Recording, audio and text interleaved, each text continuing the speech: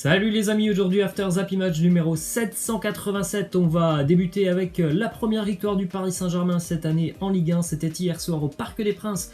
Le PSG recevait le FC Metz, une victoire 1-0 pour les Parisiens acquise vraiment dans la douleur puisque l'on a dû attendre la 93e minute avant de voir l'unique but de cette rencontre inscrit par Julian Draxler sur une tête.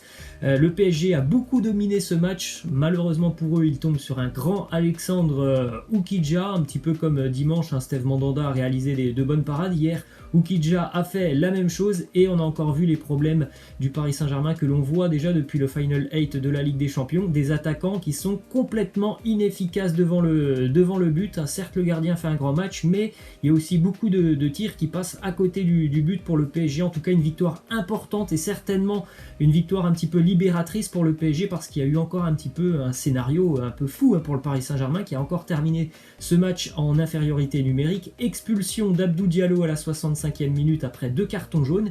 Et puis 20 minutes plus tard, 85e minute, Juan Bernat sort sur blessure. Malheureusement, Thomas Tuchel avait déjà réalisé tous ces changements, donc le PSG a quand même dû terminer cette rencontre à 9 contre 11. Et c'est intéressant et important de le dire que Paris a eu ses ressources pour aller chercher la victoire à 9 contre 11 à la 93e minute. Donc c'est quand même un point plutôt positif pour l'avenir pour le PSG et certainement une victoire qui va faire beaucoup de bien au moral des joueurs parisiens. On a une petite statistique sur le PSG et sur ce manque d'efficacité devant le but. Paris a dû attendre son 42e tir de la saison pour marquer son premier but en Ligue 1 cette année.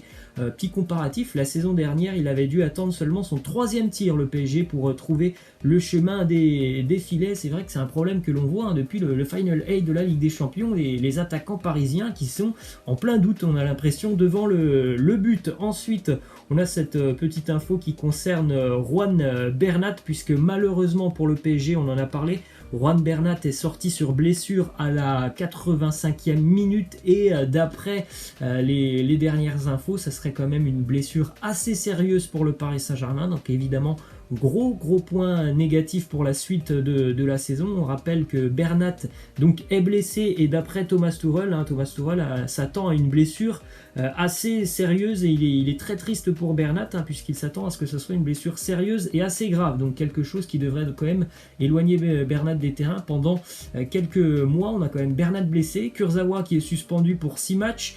On a par exemple hier Diallo qui encore une fois prend un carton rouge, donc il y a énormément d'absents du côté de Paris. Sur le côté, on va devoir faire tout simplement avec Mitchell Baker pendant encore quelques matchs. On poursuit avec une déclaration de Thomas Tuchel qui nous dit: on doit dire qu'on tue les joueurs, ils sont morts. Vraiment, tous les joueurs sont morts. Je suis très inquiet sur de nouvelles blessures. Si on continue comme ça, on doit vite récupérer car on a un autre match important ce dimanche du côté de Nice. Il est vrai que c'est quand même un début de saison très particulier pour le Paris Saint-Germain avec ses blessures, ses expulsions, tout ce qui est lié aussi au Covid. Le PSG a un groupe qui est vraiment amoindri depuis quelques semaines et en plus de ça, malheureusement pour le PSG, dès le début de saison, ils enchaînent des matchs quasiment tous les 3 jours et ça, évidemment, c'est pas très bon pour la condition physique des joueurs. Ensuite, direction Saint-Etienne, puisque l'AC Milan serait entré dans la danse pour le jeune Wesley Fofana. Les Italiens devraient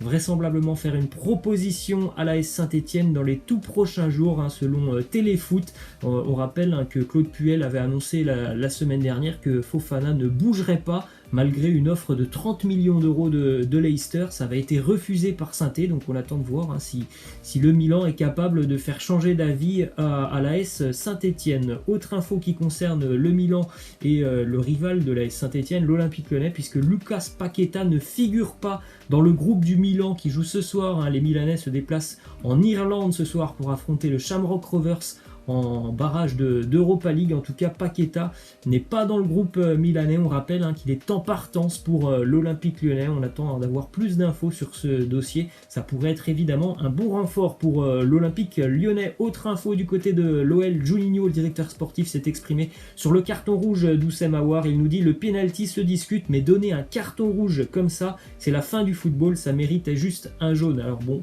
ça a été revu par la VAR parce que lors de la faute à vitesse réelle, l'arbitre sanctionne Aouar d'un carton jaune. Il va voir la VAR, il met un carton rouge.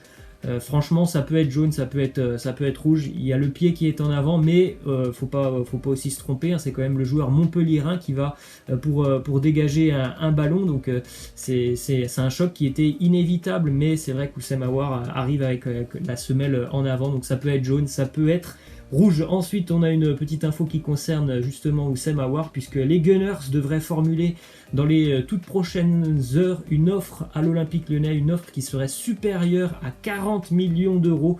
Mikel Arteta, l'entraîneur d'Arsenal, apprécie énormément le profil du milieu de terrain lyonnais et il en a même fait sa priorité sur ce mercato. Donc affaire à suivre, hein. Peut-être que Oussem Aouar ne sera plus lyonnais dans quelques jours ou quelques semaines et évidemment ça serait quand même un gros coup dur pour l'OL. Reste à voir hein, si cette offre de 40 millions d'euros sera suffisante pour convaincre Jean-Michel Aulas. Ensuite, une petite info, prolongation de contrat du côté de l'Olympique Lyonnais. Il est entré en jeu du côté de Montpellier à 20 minutes de la fin, le jeune Melvin Bard, 19 ans, qui va donc prolonger avec l'OL jusqu'en 2024. On rappelle hein, que Melvin Bard a été approché il y a quelques semaines hein, par le Bayern et c'est bien pour l'OL de conserver un joueur qui va certainement avoir de plus en plus de temps de jeu avec le groupe pro de l'Olympique Lyonnais. On sait que du côté de Lyon, il n'y a pas de problème, on fait confiance aux jeunes. On prend la direction de Marseille maintenant avec la déclaration de Pablo Longoria, le nouveau directeur sportif de l'OM, qui nous dit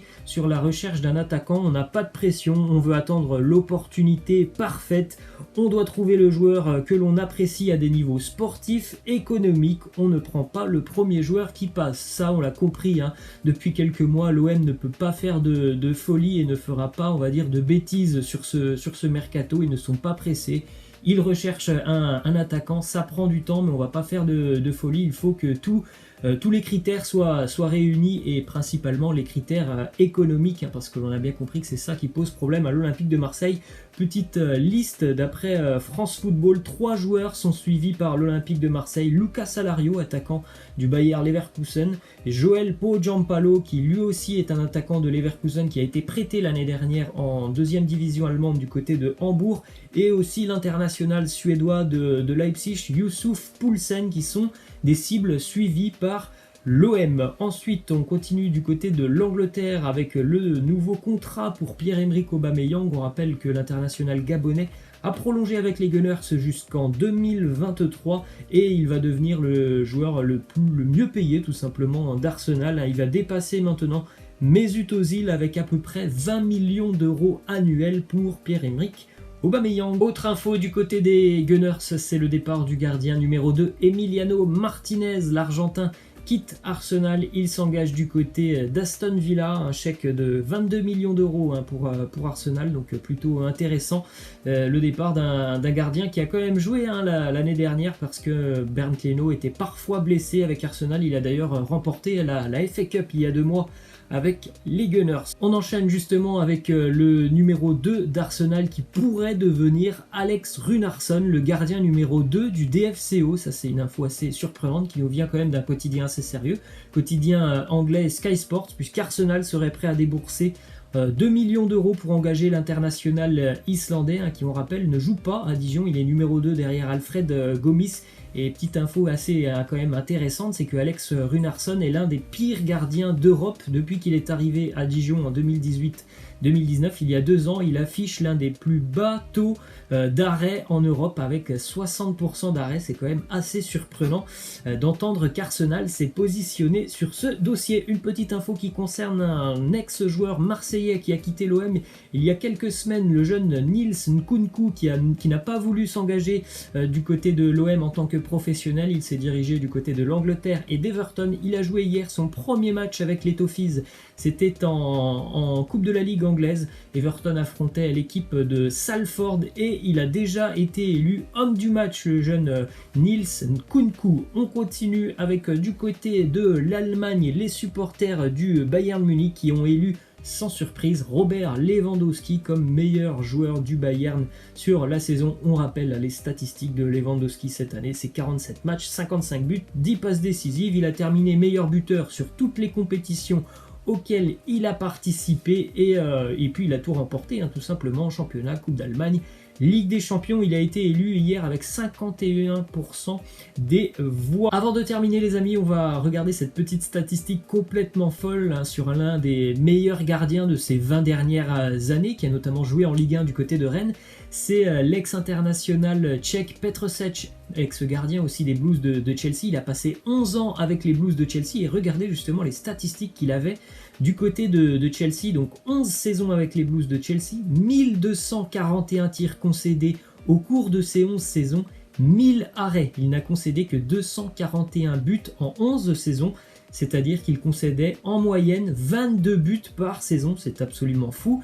Un pourcentage d'arrêt de 80% d'arrêt sur les tirs cadrés et 166 clean sheets pour Petr Cech, une véritable légende. Et on va terminer les amis avec cette petite info qui est quasiment passée inaperçue, mais le Stade de Reims joue son avenir en Europa League dès ce soir. Reims se déplace en Suisse pour affronter le Servette. On rappelle que Reims n'a plus participé à une Coupe d'Europe depuis 57 ans. Donc retour sur la scène européenne pour Reims ce soir du côté de Genève. Voilà les amis, c'est la fin. Je vous laisse et je vous dis à la prochaine. Ciao!